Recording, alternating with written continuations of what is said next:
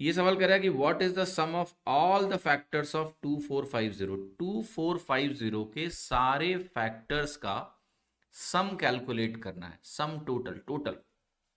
अब ध्यान से देखिएगा, जब भी कभी फैक्टर का सम निकालना हो तो कैसे निकालते हैं इसका तरीका समझो।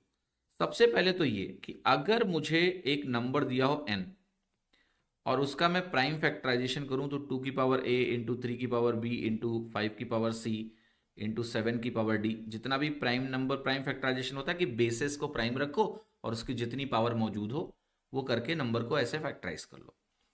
फिर अगर मुझे यहां पर सम निकालना हो, सम ऑफ ऑल फैक्टर्स ये कैलकुलेट करना हो, तो जो सम ऑफ ऑल फैक्टर्स बनेंगे वो गौर से देखिएगा क्या होंगे।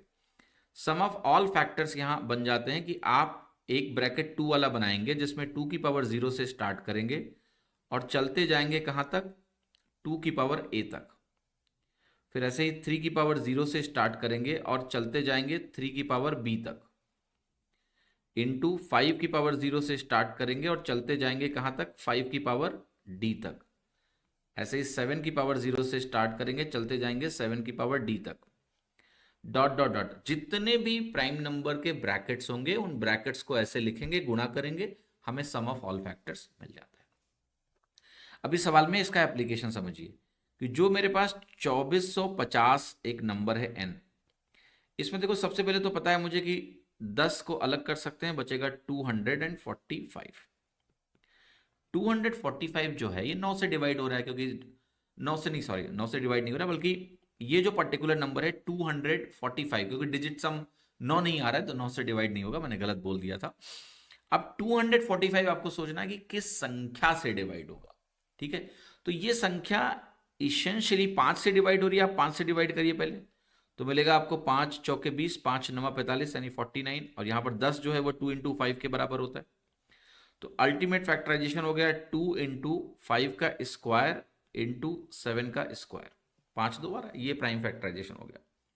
अब इसका अगर हमें निकालना हो सम ऑफ ऑल फैक्टर्स तो कैसे लिखूंगा मैं लिखूंगा sum of all factors is equal to 2 का जो ब्रैकेट है, चूंकि 2 की पावर 1 है केवल, तो हम लिखेंगे 2 की पावर 0 प्लस 2 की पावर 1।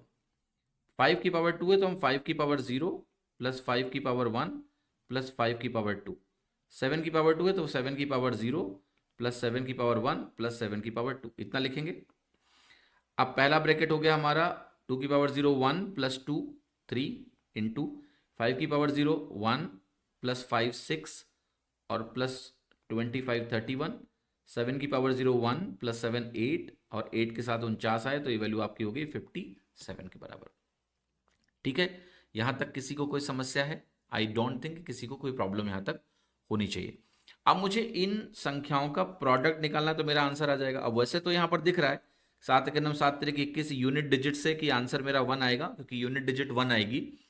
पर एग्जाम में हो सकता है 2 ऑप्शन में यूनिट डिजिट 1 हो, ठीक है, तो हमें कैलकुलेट करना भी कहीं ना कहीं आना चाहिए। तो अब उस पर फोकस करते हैं कि इसकी जो एक्चुअल कैलकुलेशन है वो हम किस प्रकार से कर सकते हैं। आप एक काम कर सकते हो कि आप 3 को 31 से गुणा कर लीजिए, तो ये बनेगा 93 इंटू 57।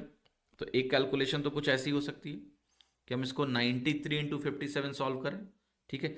दूसरी कैलकुलेशन ऐसी भी हो सकती है कि मैं इस 3 का गुणा इसके साथ कर दूं 57 के साथ, ठीक है। तो मिलेगा आपको क्या, ध्यान से देखिएगा आपको क्या मिलने वाला है। इस चीज को मैं आपको बताता हूं। अगर आप 3 का मल्टीप्लीकेशन कर दें किससे, 3 का मल्टीप्लीकेशन अगर मैं 57 से कर दूं तो कितना मिलेगा मुझे, 150 प्लस 21। 50 इंटू 3 150, 7 इंटू 3 21, तो 171।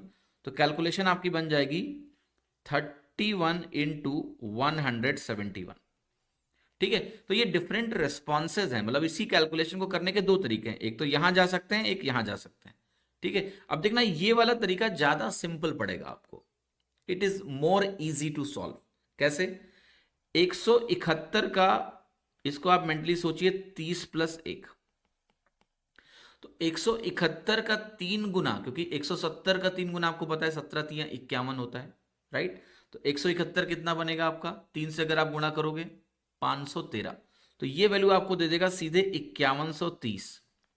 प्लस 171 इंटू 1, अगर आप इन दोनों को ऐड कर दें तो आप ये पाएंगे कि ये वैल्यू 5301 हो गई। ये कैलकुलेशन ज्यादा सिंपल पड़ेगी इसकी तुलना में, ठीक है। तो जब आप प्रैक्टिस करेंगे तो आपको एक ही कैलकुलेशन को देखने के कई तरीके मौजूद होंगे, क्योंकि इन दोनों का प्रोडक्ट का यूनिट डिजिट 1 आ रहा है, तो it becomes easier to think 31 into 171, और फिर हम इसको कैलकुलेट करके 5301 मेरा आंसर आ जाएगा, ए ऑप्शन, ठीक है। तो ये आपका क्वेश्चन हो गया।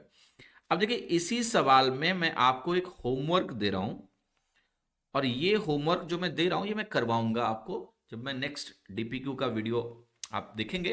तो नेक्स्ट डीपीक्यू के वीडियो में जो मैं होमवर्क देने जा रहा हूं वो होमवर्क का सॉल्यूशन मैं वहां दूंगा, लेकिन आपको पहले खुद से सॉल्व करके मुझे कमेंट में इस होमवर्क का सॉल्यूशन देना है, ठीक है। तो मैं यहां जो होमवर्क क्वेश्चन है वो क्रिएट करने जा रहा हूं, और वो होमवर्क क्वेश्चन कुछ ऐसा होगा कि what is the sum of reciprocals of all the factors of 2450। तो क्वेश्चन समझ रहे हो होमवर्क का क्या है कि जितने फैक्टर्स हैं हमें अब उन फैक्टर्स का टोटल नहीं चाहिए, बल्कि हमें हर एक फैक्टर का, मान लिया एक फैक्टर है आपका 2450 का, एक फैक्टर 2 तो है ही है, ठीक है, और एक फैक्टर 5 भी आपको पता है कि है, ये दो नोन फैक्टर आपको दिख ही रहे हैं, ठीक है।